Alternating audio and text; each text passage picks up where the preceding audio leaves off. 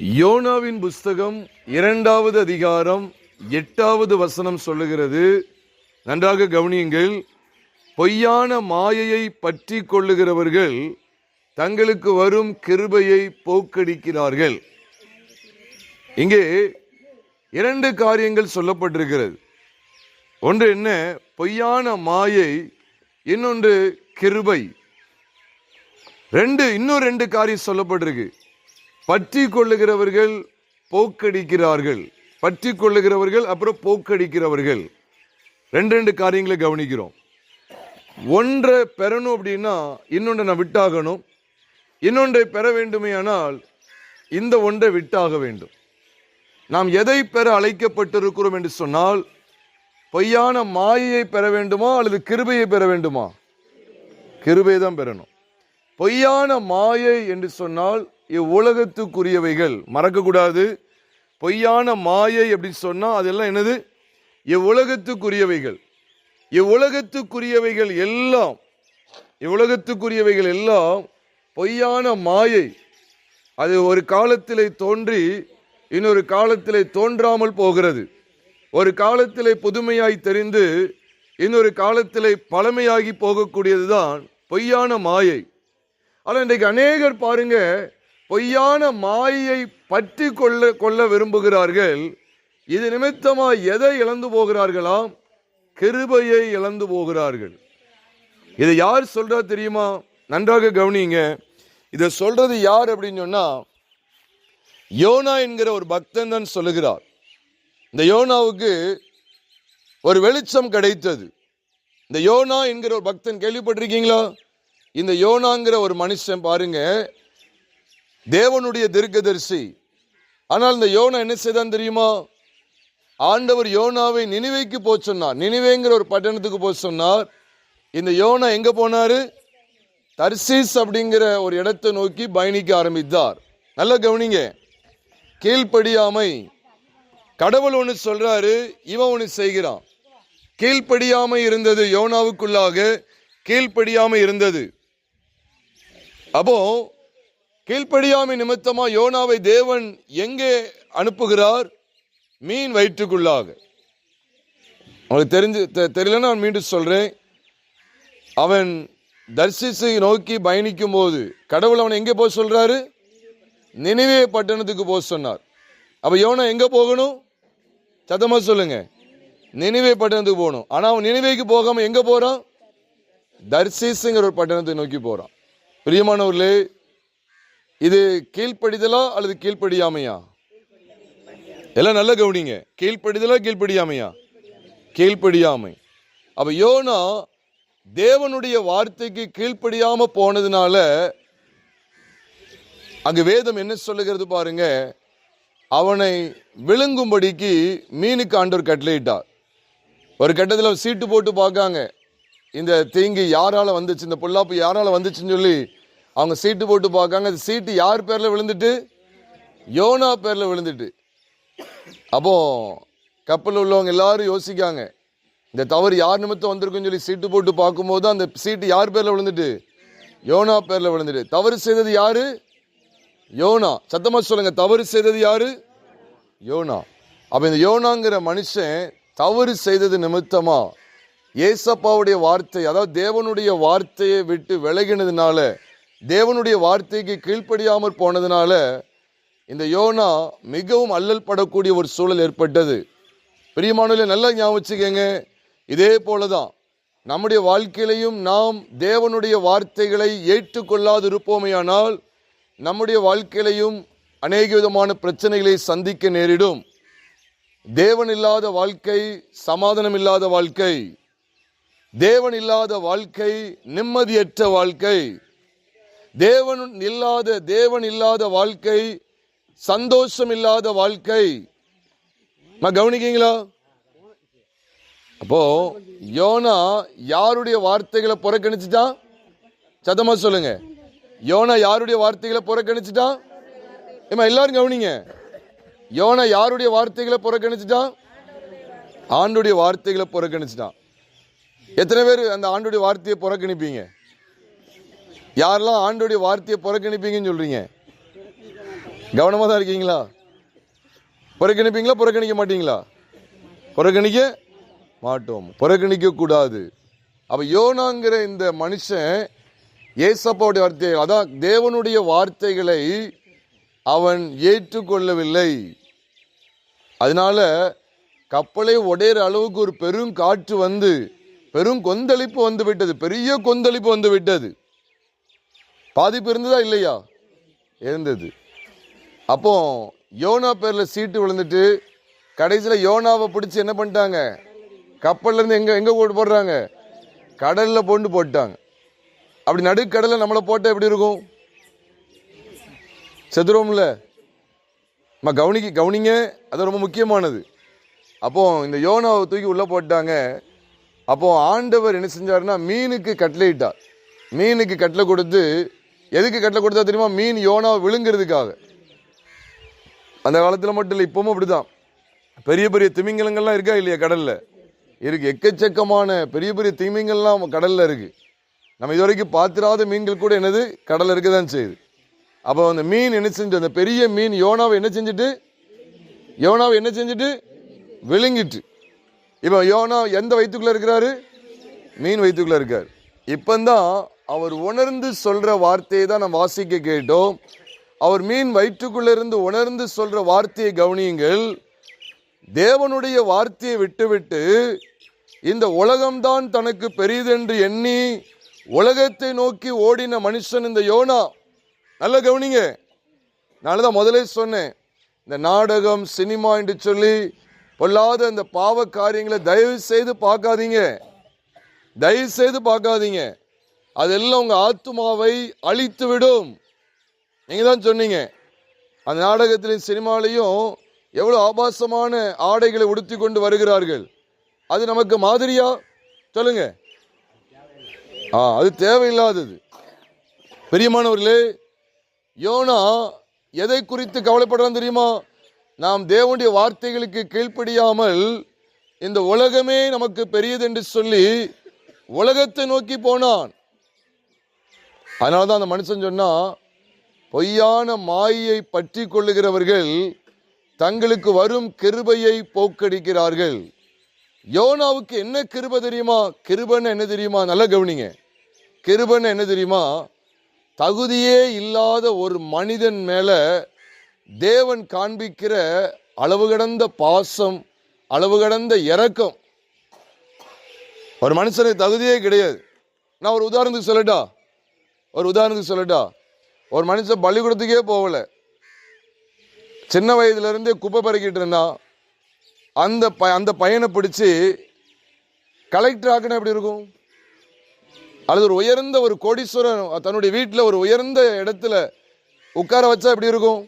தெருவில் குப்பை பறக்கிட்டு போன ஒரு பையனை ஒரு கோடீஸ்வரர் பார்த்து தன்னுடைய சொந்த வீட்டுக்கு கூட்டு வந்து அவருக்கு ஒரு பெரிய கட்டல் போட்டு அல்லது ஒரு பெரிய சேர் போட்டு அவரை உட்கார வச்சா எப்படி இருக்கும் சொல்லுங்க? அதுக்கு அந்த மனுஷன் தகுதியானவனா? தகுதி இல்லாத குப்பை பறிக்கிட்டு இருக்கிற மனுஷன். அப்போ அவனை கொண்டு எங்க கொண்டு உட்கார வச்சிருக்காங்க? கோபுரத்தில் உட்கார வச்சிருக்கு. அப்படிதானே? இதுக்கு பேர் தான் என்ன பேரு? சத்தமா சொல்லுங்க, எல்லாரும் சொல்லுங்க. கிருபை. இதற்கு பேர் தான் என்னது? கிருபை. தகுதியே இல்லாத ஆளை தகுதிப்படுத்துறார் பார்த்தீங்களா? அதுதான் கிருபை. அப்ப யோனாவுக்கு என்ன கிருபை அப்படின்னு கேட்டா, யோனா உங்களை என்னையும் போல சாதாரண ஒரு மனிதன். ஆனா இந்த மனிதனை ஆண்டவர் தெரிந்து கொண்டது எதற்காக தெரியுமா? ஒரு பெரிய பணியை செய்வதற்கு தெரிந்து கொண்டார். நல்லா கவனிங்க. நீங்க ஒரு 50-60 பேர் உட்கார்ந்துருப்பீங்க இங்க, அப்படித்தானே? 50-60 பேர் உட்கார்ந்துருப்பீங்க. 60 அல்லது 70 பேருக்குள்ள இருக்குன்னு வச்சுக்கோங்களேன். பிரியமானவர்களே, அன்னைக்கு நினிவேங்கிற பட்டணத்துல 120,000க்கும் மேற்பட்ட ஜனங்கள் இருந்தாங்க. கவனிக்கீங்களா? 1,20,000க்கு மேல ஜனங்கள் இருந்தாங்க. எவ்வளவு பேர் இருந்தாங்க? சத்தமா சொல்லுங்க. 1,20,000க்கும் மேல இருந்தாங்க. பாருங்க, அவ்வளவு மக்களுக்கு பிரசங்கம் பண்ணுவதற்கு ஆண்டவர் எத்தனை பேரை தெரிந்து கொண்டார்? சத்தமா சொல்லுங்க, எத்தனை பேரை தெரிந்து கொண்டார்? ஒரு மனிதன். அந்த மனிதன் பேர் தான் யாரு? சத்தமா சொல்லுங்க, யோனா. சத்தமா சொல்லுங்க, யோனா. அப்ப இந்த யோனா பாருங்க எவ்வளவு பெரிய பொறுப்புக்காக நியமிக்கப்பட்டிருக்கான் பாருங்க.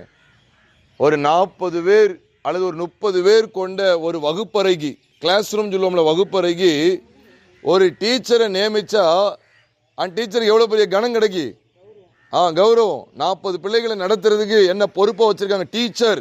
40 பேருக்கு டீச்சர் அப்படின்னு சொல்லி. யோனா 1,20,000 பேருக்கு மேற்பட்ட ஜனங்கள் ஜனங்களுக்கு அவன்தான் பிரசங்கி, அவன்தான் என்னது டீச்சர், அவன்தான் பிரீச்சர், அவன்தான் பிரசங்கிக்கிறவன். இது பெரிய பொறுப்பா சாதாரண பொறுப்பா? 40 பேருக்கு ஒரு ஆளை நியமிச்சாலே எனக்கு டீச்சர் பதவி கொடுத்துட்டாங்க, நான் 40 பிள்ளைகளை சந்திக்க, எனக்கு 80 பிள்ளைகள் இருக்காங்க, 80 பிள்ளைகளுக்கு என்ன பொறுப்பா போட்டாங்க, அப்படிதானே? ஒரு பள்ளிக்கூடத்தில் 1000 பேர் இருக்காங்க. நல்ல கவனி, ஒரு பள்ளிக்கூடம், ஒட்டுமொத்த பள்ளிக்கூடத்தில் 1000 பேர் இருக்காங்க. அந்த 1000 பேருக்கும் ஒரு பிரின்சிபலை போடுவாங்க, அப்படிதானே? பிரின்சிபல் சொல்லுவாங்கல்ல, ஹெட் மாஸ்டர், தலைமை ஆசிரியர். கேள்விப்பட்டிருக்கீங்களா? நல்லா கேளுங்க. அப்போ ஒரு தலைமை ஆசிரியரை போட்டா தலைமை ஆசிரியருக்கு மதிப்பு மரியாதை இருக்குமா இருக்காதா? சத்தமா சொல்லுங்க, இருக்கும். அப்போ ஒரு 1000 பேர் கொண்ட ஒரு பள்ளிக்கூடத்தில் ஒருத்தரை தலைமை ஆசிரியராக போடுறாங்கன்னா அப்போ அவருக்கு என்ன ஒரு மதிப்பு மரியாதைனா, 1000 பிள்ளைகளுக்கும் இவர் தான் யாரு? ஹெச்எம். அழகா சொல்றாங்க அம்மா, ஹெச்எம், தலைமை. ஆனா யோனா பாருங்க, ஒரு சாதாரண மனுஷன், உங்களே என்னையும் போல ஒரு சாதாரண மனுஷன். ஆனா இந்த மனுஷனை எத்தனை ஜனங்களுக்கு பிரசங்கியா ஆண்டவர் ஏற்படுத்த நினைத்தார்? சத்தமா சொல்லுங்க, 1,20,000க்கு மேல ஜனங்களுக்கு ஒரு பிரசங்கியா ஒரு மனுஷனை ஏற்படுத்தினா இது கிருபையா இல்லையா? இந்த யோனா தகுதியானவனா? அதுக்கு தகுதியா? தகுதி கிடையாது.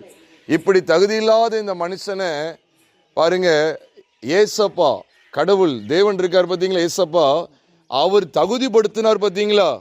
இதுக்கு பேர் தான் என்ன பேரு? இதுக்கு பேர் தான் என்ன பேரு? கிருபை. இந்த கிருபையை நீங்க யோசிச்சு பாருங்க. ஏசப்பா உங்க மேல என் மேலே காண்பிக்கிற கிருபையை பாருங்க. அதனாலதான் அந்த பக்தன் சொல்றாரு, எப்பன்னு சொல்றாரு, எங்க வச்சு சொல்றாரு சொல்லுங்க? எதுக்குள்ள இருக்கும்போது சொல்றாரு? இன்னும் சத்தமா சொல்லுங்க. மீன் வயிற்றுக்குள்ள இருக்கும்போது சொல்றாரு. இப்பதான் அவருக்கு உணர்வு வருது, நான் எதுக்காக அழைக்கப்பட்டேன் பாருங்க. இந்த யோனா எங்க போகணும், எந்த பட்டணத்துக்கு போகணும்னு சொல்லி சொன்னேன்? எந்த பட்டணத்துக்கு? நினிவேங்கிற ஒரு பட்டணத்துக்கு போகணும். ஆனா அந்த யோனா எதை நோக்கி போய்கிட்டு இருந்தாரு? சத்தமா சொல்லுங்க. தர்சீஸ் சொல்லி இன்னொரு பட்டணத்துக்கு போனார். ஏசப்பா சொன்ன பட்டணத்துக்கு போனாரா இல்ல வேற பட்டணத்துக்கு போனாரா? சத்தமா சொல்லுங்க. வேற பட்டணத்துக்கு போயிட்டு இருந்தார். அப்பதான் மீன் வயிற்றுக்குள்ள போயிட்டார். நம்ம பார்த்தோம், அப்படிதானே? மீன் வயிற்றுக்குள்ள போயிட்டார். இப்பதான் அவர் உணர்றாரு, பொய்யான மாயை பற்றி கொள்ளுகிறவர்கள் தங்களுக்கு வரும் கிருபையை போக்கடிக்கிறார்கள். பொய்யான மாயை பற்றி கொள்ளுகிறவர்கள் தங்களுக்கு வரும் கிருபையை போக்கடிக்கிறார்கள். அப்ப யோனாவுக்கு என்ன கிருபை கிடைக்க இருந்துச்சு? எத்தனை ஜனங்களுக்கு இவரை ஆண்டவர் பயன்படுத்த நினைச்சாரு? 1,20,000க்கு மேற்பட்ட ஜனங்களுக்கு இவரை பயன்படுத்த நினைச்சாரா இல்லையா? ஒரு சாதாரண மனுஷன், ஒரு மனுஷனை 1,20,000 ஜனங்களுக்கு, மக்களுக்கு மேல அவரை பயன்படுத்த நினைச்சார். இன்னைக்கு பாருங்க, ஒரு 4 தெருவை ஒரு கவுன்சிலர் கொடுத்துட்டாலே கையில பிடிக்க முடியல. ஒரு கவுன்சிலருக்கு ஒரு 4 தெரு 5 தெரு கொடுத்தாலும் என்ன செய்ய முடியல, கையில பிடிக்க முடியல. நான் கவுன்சிலர் கவுன்சிலர் கவுன்சிலர் சொல்லி கத்தி கிடக்காங்க, அப்படிதானே? யோனா பாருங்க, எத்தனை ஆயிரம் மக்களுக்கு, மறக்க கூடாது, 1,20,000 மட்டும் இல்ல, 20,000க்கு மேல இருக்காங்க. அப்ப இது சாதாரண பொறுப்பா பெரிய பொறுப்பா? அப்ப இந்த சாதாரண மனுஷனுக்கு இவ்வளவு பெரிய பதவியை பொறுப்பை கொடுக்காரு பாருங்க. இவ்வளவு பெரிய பொறுப்பை கொடுக்காரு, இது கிருபையா இல்லையா? கிருபை. இவ்வளவு பெரிய ஒரு ஸ்லாக்கியத்திற்காக தெரிந்து கொள்ளப்பட்ட மனுஷன் இப்ப உணர்ந்து சொல்றாரு, பொய்யான மாயை பற்றி கொள்ளுகிறவர்கள் தங்களுக்கு வரும் கிருபையை என்ன செய்யறாங்களா? போக்கடிக்கிறார்கள். ஏமா கொஞ்சம் கவனிங்க, ஒன்னு ஞாபகம் வச்சுக்கங்க. பொய்யான மாயைங்கிறது இந்த உலகம். நல்லா கவனிங்க. இந்த உலகம் ஏசப்பாவுடைய வார்த்தைக்கு கீழ்ப்படியாமல் போவது, அதுக்கு பேர் தான் இந்த பொய்யான உலகம். பொய்யான மாயை பின்பற்றி போவது என்பது இந்த உலகத்தை சார்ந்திருப்பது. அப்ப உலகத்தை சார்ந்திருந்தா எது கிடைக்காது? எதை விட்டுருவோம்? சத்தமா சொல்லுங்க. கிருபையை இழந்துருவோம். எத்தனை பேருக்கு கிருபை வேணும்? சரி, எத்தனை பேருக்கு பொய்யான மாயை வேணும்? கவனமா தான் இருக்கீங்க. சரி, இந்த பொய்யான மாயங்கிறது என்னதான்? பொய்யான மாயை என்னது? சத்தமா சொல்லுங்க. உலக ஆசைகள், உலகத்தினுடைய இன்பங்கள், இதெல்லாம் பாருங்க. நம்ம தாகமா இருக்கு வெயில் நேரத்துல, தூரத்துல பார்த்தா ரோட்ல நிறைய தண்ணி என்னது, அப்படி நிறைய தண்ணி அப்படி கெட்டி கிடக்கிறது போல இருக்கு. கிட்ட போய் பார்த்தா தண்ணிய காங்கல. இதே போலதான், காணல் நீரை போலதான் இந்த உலகம் இருக்கிறது. நம்ம அடைஞ்சிடலாம் நினைக்கும், ஆனா அது நம்மளை ஏமாத்தி விடும். நான் அப்படி ஆயிடுவேன் இப்படி ஆயிடுவேன்னு சொல்லி நினைக்கலாம். இந்த உலகத்தின் இன்பங்கள் சொல்லி, அதான் முதல்ல நான் கேட்டவங்ககிட்ட, வாலிப வயசுல எங்கெல்லாம் நம்ம சுத்தி இருப்போம், எப்படிலாம் நம்ம அங்கே போக இங்க போகன்னு எவ்வளவு ஓட்டம் ஓடி இருக்கிறோம். என்ன முதிர் வயதுல என்ன செய்ய முடியல? அவ்வளவுதான். இந்த உலக வாழ்க்கை அவ்வளவுதான். இந்த உலக பொருளும் தருகிற சமாதானம், உலக பொருள் கொடுக்கிற சந்தோஷம் குறைவானது, நிலையற்றது. மறக்க கூடாது. சரிதானா?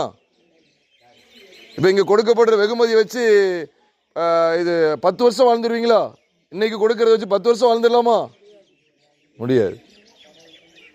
குறைவு. கொஞ்சம் கேளுங்க, தயவுசெய்து கேளுங்க, வசனத்தை கேளுங்க. அதனால இந்த உலகத்துல ஒரு மனுஷன் அடிபட்டு பேசுறாரு பாருங்க. யோனாங்கிற மனுஷன் அடிபட்டு பேசுறாரு. சிலவங்க என்ன சொல்லுவாங்க தெரியுமா? பட்டால் தான் திருந்துவாங்கன்னு சொல்லுவாங்க. அப்படிதானே? பட்டால் தான் திருந்துவாங்க. ஒரு மனுஷன் அடிபட்டு பேசுறாரு. என்ன அடிபட்டு பேசுறாரு? பொய்யான மாயை பின்பற்றதுனால தனக்கு வரக்கூடிய கிருபையை அவர் போக்கடிச்சிட்டாரு. யோனாவை பாருங்க, ஒரு விசேஷித்த நோக்கத்துக்காக ஏசப்பா தெரிந்து கொண்டாங்க. நம்மளையும் தெரிந்து கொள்றாங்களா இல்லையா? சொல்லுங்க. நம்மளை தெரிந்து கொள்றாரு இல்லையா? நம்மளை எதுக்காக தெரிந்து கொள்றாரு தெரியுமா? நீங்களும் நானும் அவருடைய பிள்ளைகளாய் காணப்பட வேண்டும். வானத்தி பூமியும் படைத்த கடவுளுக்கு பிள்ளைகளாய் காணப்பட வேண்டும். அதுக்காக தான் அவருடைய கிருபை வெளிப்பட்டது.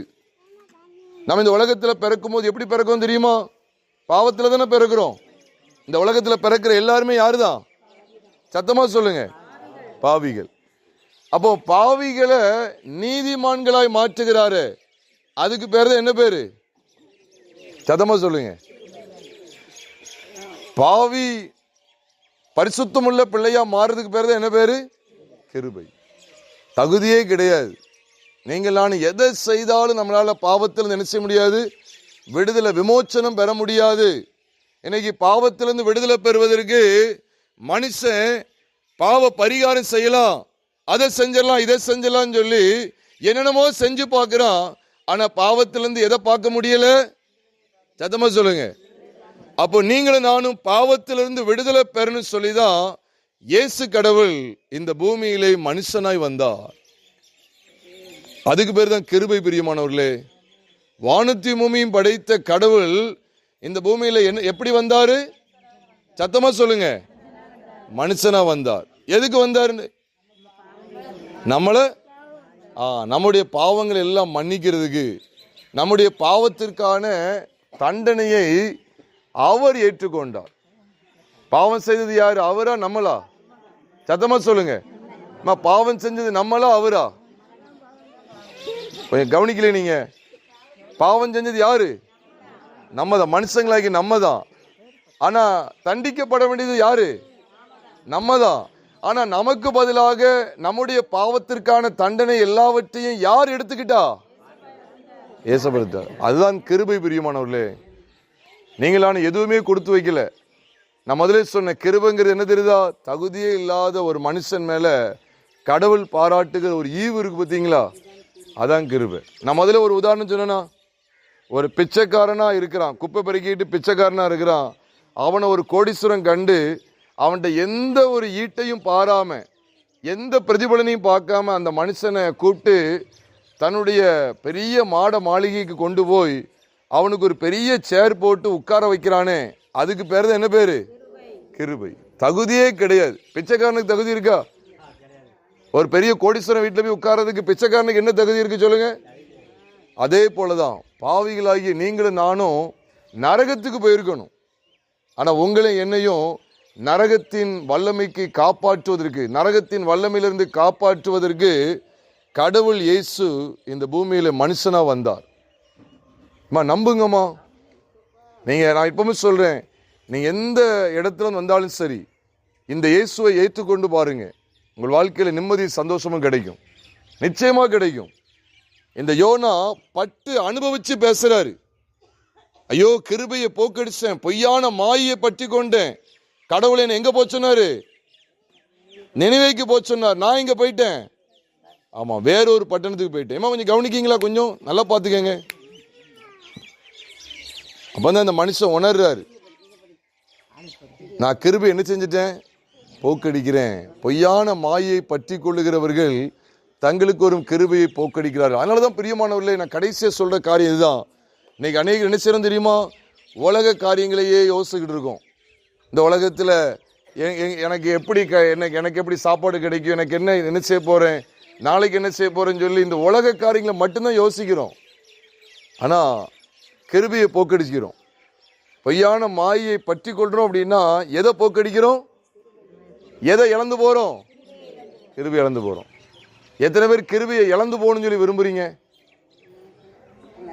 நல்லா தலையாசிக்கிங்க. எத்தனை பேர் உண்மையாவே கிருபை இழந்து போகணும்னு விரும்புறீங்க?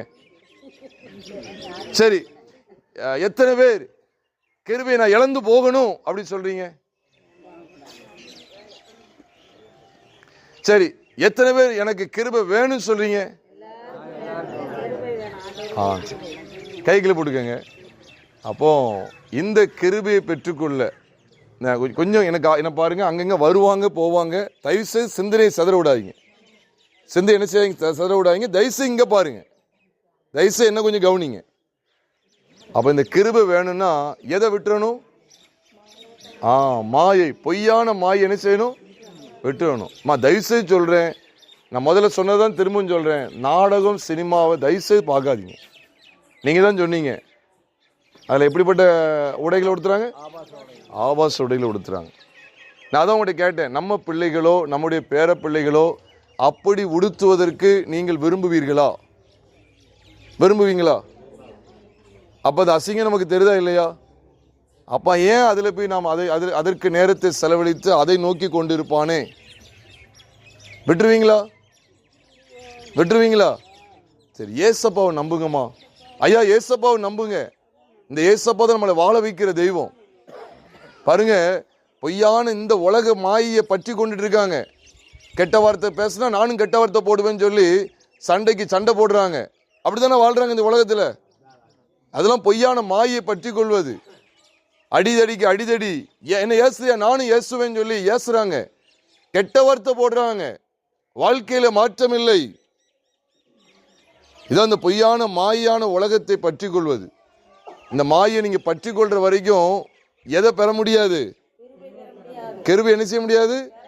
பெற முடியாது. கிருபையை நீங்க பெற்றுக்கொள்றீங்கன்னா மாயை என்ன செஞ்சிடும்? போயிரும். அதான் கிருபையை நீங்க பற்றி கொள்ளுங்க, நீங்க ஆசீர்வாதமா இருப்பீங்க. அந்த கிருபை எப்படிப்பட்டது பார்த்தீங்களா? கடவுள் நம்ம எல்லாரையும் நேசிச்சிருக்கிறார். நம்ம எம்மாத்திரம் யோசிச்சு பாருங்க, வானத்தையும் பூமியும் படைத்த கடவுள், அண்ட சராசரங்களை உருவாக்கினவர், அவருக்கு முன்னாடி நீங்கள் நானும் எம்மாத்திரம் சொல்லுங்க, சொல்லுங்க. ஒரு பக்தன் சொல்றார், மனுஷனை நீர் நினைக்கிறதற்கும் மனுஷகுமாரனை நீர் விசாரிக்கிறதற்கும் அவன் எம்மாத்திரம் அப்படின்னு சொல்லி கேட்கிறார்.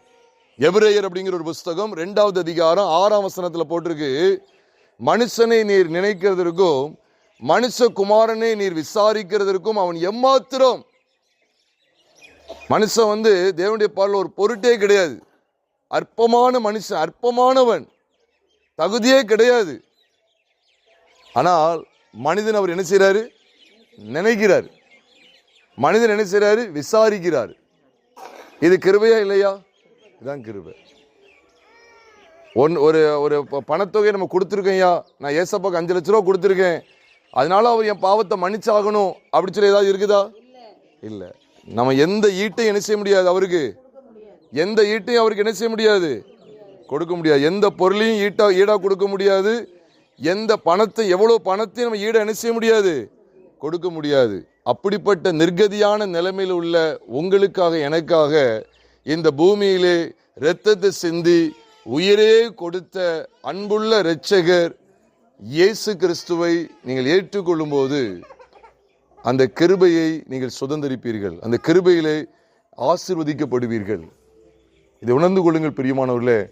ஏதோ மாசத்துக்கு ஒரு முறை அல்லது 2 முறை இங்க வந்தோம், எதையோ ஒரு வெகுமதி வாங்கினோம், சாப்பிட்டோம் என்று சொல்லி நாம் போய்விடாமல், நாங்கள் அறிவிக்கிற இந்த இயேசு கிறிஸ்துவின் வார்த்தையானது இக்காலத்தில் மட்டும் இல்லை, என்றென்றைக்கும் ஆசீர்வாதத்தை கொடுக்கக்கூடியது.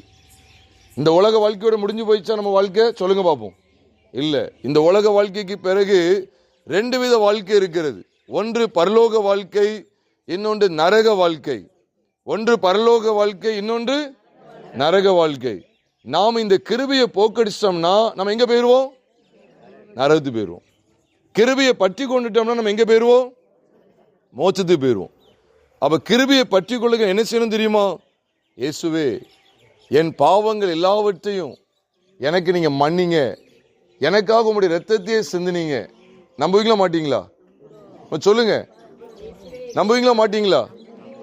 நீங்க நம்பி இயேசுவே உங்களுடைய விலையேற பெற்ற ரத்தத்தினால என்னை கழுவிருங்க ஆண்டவரே, நீங்க எனக்காக உண்மையே நீங்க பலியா ஒப்பு கொடுத்தீங்க, நான் உண்மை நம்புறேன்னு சொல்லி நீங்க அவர் உண்மையா நம்பி பாருங்க. நிச்சயமாகவே இயேசு கிறிஸ்து உங்களை இந்த பூமியிலே சமாதானத்தோடு காத்துக்கொள்வார். இந்த பூமிக்குரிய வாழ்க்கையின் தொடர்ந்து நமக்கு என்ன வாழ்க்கை இருக்கு? சத்தமா சொல்லுங்க. நரக வாழ்க்கையா பரலோக வாழ்க்கையா? யாரெல்லாம் நரகத்துக்கு போகணும்னு நினைக்கீங்க? இல்ல. சரி, யாரெல்லாம் பரலோகத்துக்கு போகணும்னு நினைக்கீங்க?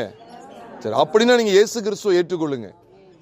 இயேசு கிறிஸ்து என் பாவங்கள் எல்லாத்தையும் மன்னிக்க, என் பாவத்தை எல்லாவற்றையும் என்னை விட்டு நீக்க, பாவியாய் இருந்த என்னை நீதிமானாய் அவருடைய பிள்ளையாய் மாற்றுவதற்கு கடவுள் இயேசு இந்த பூமியில மனுஷனா வந்து இரத்தம் சிந்தி உயிரை கொடுத்தார். அவர் அடக்கம் பண்ணப்பட்டு 3ஆம் நாள் உயிரோடு எழுந்தார். இந்த இயேசுவை நம்பும் போது எனக்கு நித்திய ஜீவன் உண்டா இல்லையா? சொர்க்க வாழ்க்கை இருக்கா இல்லையா? இருக்கிறது. இந்த பூமியிலே நான் சமாதானமா வாழ முடியும். இந்த பூமியில் உள்ள வாழ்க்கையை தொடர்ந்து நான் என்ன செய்ய முடியும்? சமாதானமா வாழ முடியுமா? முடியாதா? வாழ முடியும். அதில் இந்த இயேசுவை யாரெல்லாம் ஏற்றுக்கொள்வீங்க? சரி, அப்படியே கண்களை மூடி ஏசப்பா நோக்கி பார்ப்போமா? ஜோமுனோமா? சரி, கண்களை மூடி ஏசப்பாட்ட, இயேசுவே, உம்முடைய விலையேற பெற்ற ரத்தத்தை எனக்காக சிந்தினீங்களே ஆண்டவரே, என்னுடைய சிறு வயதிலிருந்து இப்போ வரைக்கும் எல்லா பாவத்தையும் எனக்கு மன்னிச்சிருங்க ஏசப்பா. உங்க கிருபையை நான் உணர்றேன். நான் தகுதியே கிடையாது, ஆனா என் பாவங்கள் எல்லாத்தையும் நீங்க சிலுவையில சுமந்தீங்களே சொல்லி ஏசப்பாட்ட நீங்க சொல்லுங்க. வேதம் சொல்லுகிறது, இயேசு கிறிஸ்துவின் இரத்தம் சகல பாவங்களையும் நீக்கி நம்மை சுத்திகரிக்கும்.